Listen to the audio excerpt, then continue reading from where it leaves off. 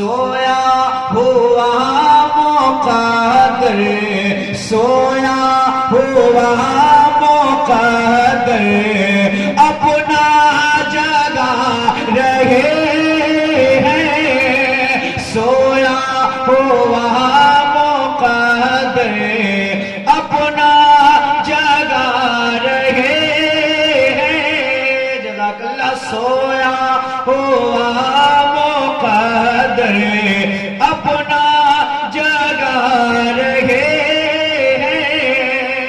اور ملاحظہ فرمائیے کہ فیض و کرم کا بادل چھایا ہوا ہے ہر سو، فیض و کرم کا بادل چھایا ہوا ہے ہر سو، ارے فیض و کرم کا بادل چھایا ہوا ہے ہر سو، لگتا ہے غوث اعظم، لگتا ہے غوث اعظم تشریف لا رہے ہیں، لگتا ہے غوث اعظم تشریف لا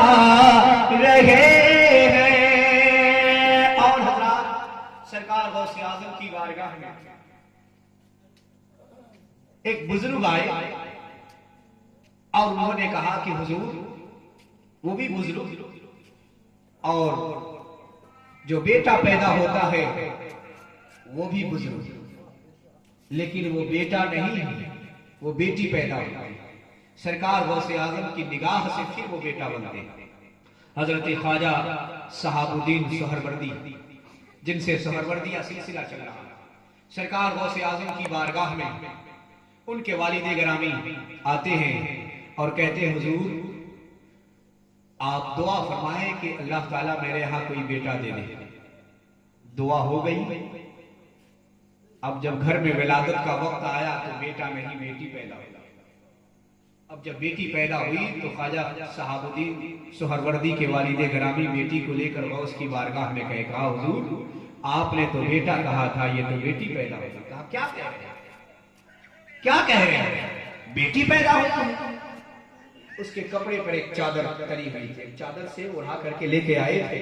سرکار غوث اعظم نے یوں چادر کو اٹھایا، اور جب چادر کو اٹھانا تھا بیٹی تھی بیٹا ہو گیا، بیٹی تھی بیٹا ہو گیا۔ آپ نے کہا صاحب، آپ نے کہا کہ تم تو کہہ رہے تھے بیٹی ہے پیدا ہوئی ہے، دیکھو بیٹی ہے کہ بیٹا، تو دیکھا تو بیٹا بیٹا۔ حضرات یہ غوث کی نگاہ کرم ہے۔ ان کے والد گرامی نے کہا سرکار میں گھر سے چلا تھا تو بیٹی لے کے چلا تھا، آپ کی نگاہ کرم نے بیٹا بنا دیا۔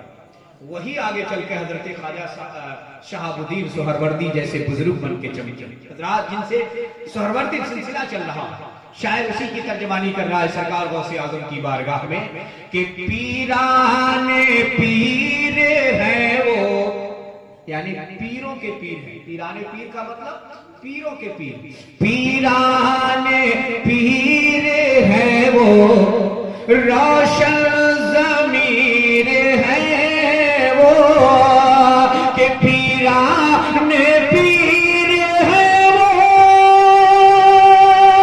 روشن ضمیر ہیں وہ۔ ارے بیٹی کو ایک نظر میں، بیٹی کو ایک نظر میں بیٹا بنا رہے ہیں، بیٹی کو ایک نظر میں بیٹا بنا رہے ہیں۔ اور حضرات سرکار غوث اعظم رضی اللہ تعالیٰ عنہ کی شان دیکھیے کہ بغداد والے آقا کی دیکھیے کرامات، ارے بغداد والے آقا کی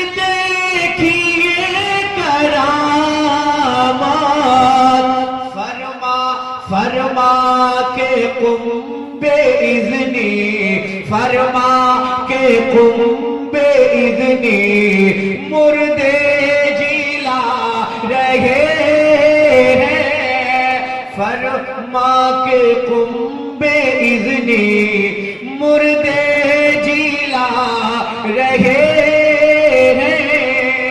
اور سرکار غوث الاعظم رضی اللہ تعالیٰ عنہ کی شان کیا ہے، ان کی عظمتیں کیا ہے، ایک شعر اس تعلق سے بھی میں آپ حضرات تک پہنچا رہا ہوں، ملاحظہ فرمائیے کہ دنیا بھی ان کی روشن، عقبیٰ بھی ان کا روشن۔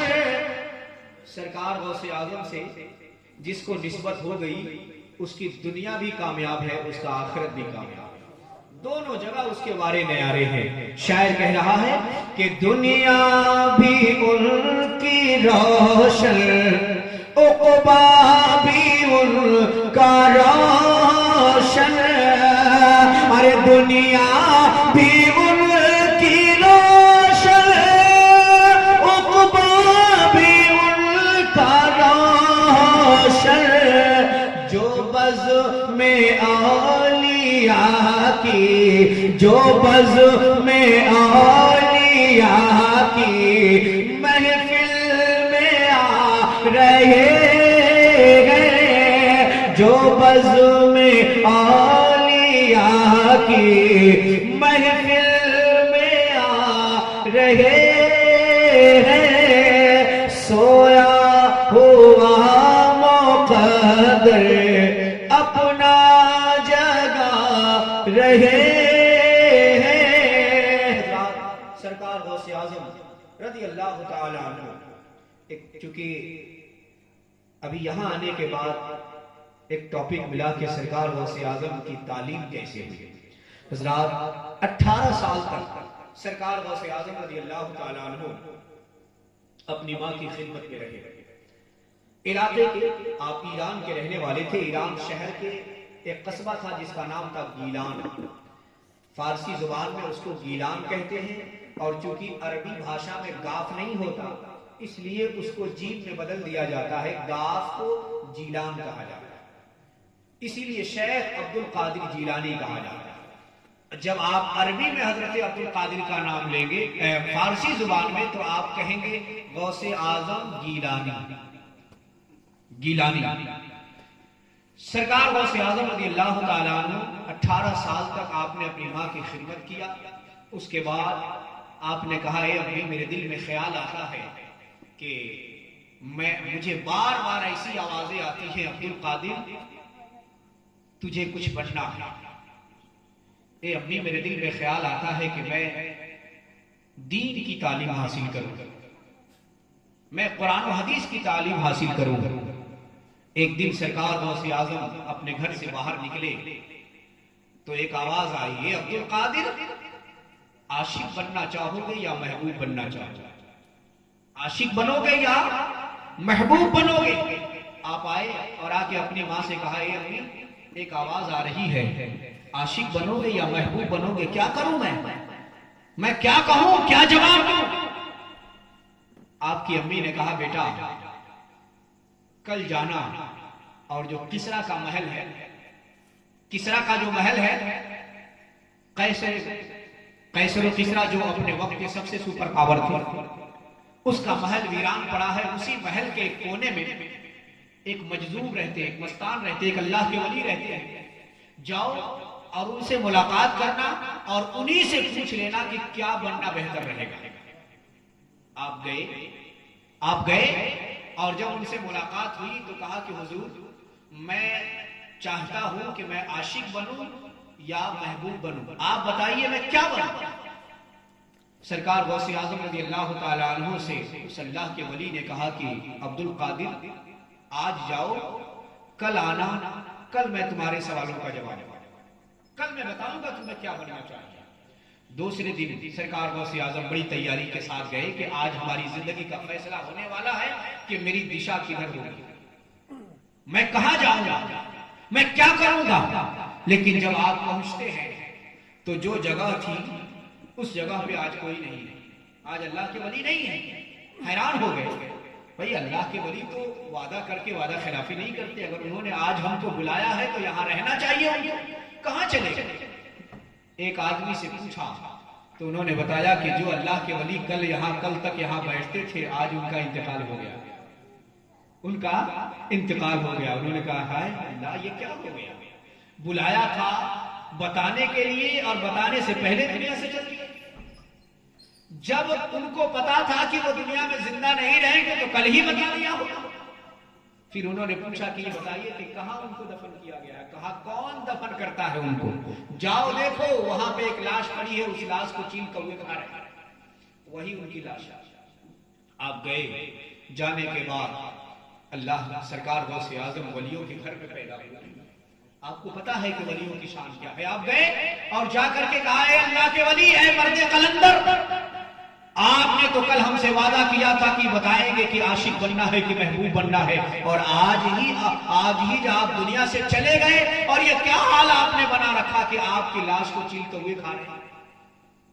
تو انہوں نے کہا کہ میں اسی لیے بلایا تھا آج کہ تم دیکھو یہ جو میری لاش کے ساتھ جو کچھ ہو رہا ہے یہ ایک عاشق کی لاش ہے، اور وہ جو سامنے تمہیں مزار نظر آ رہا ہے جس پہ چادر چڑھی ہوئی ہے، لوگ جس چادر کو فرط محبت سے چوم رہے ہیں، وہ ایک محبوب کی آمد کا مزار ہے۔ اب تمہیں فیصلہ کرنا ہے کہ تم عاشق بنو گے یا محبوب بنو گے۔ سرکار غوث اعظم نے فرمایا میں بھی عاشق بنوں گا، میں بھی عاشق بنوں گا۔ تو کہا اس عاشق بننے کے لیے پہلے رسول اللہ کا عشق حاصل کرنا ہوگا، پہلے نبی کا پیار لینا ہوگا، پہلے نبی کی تعلیم حاصل کرنی ہوگی، رسول اللہ کی حدیثیں پڑھنی ہوگی۔ تب آپ وہاں سے پلٹ کے آئے اور آنے کے بعد کہا اے امی مجھے بغداد جانا ہے۔ کہا کیوں؟ کہا رسول اللہ کے دین کی تعلیم حاصل کرنی ہے۔ میں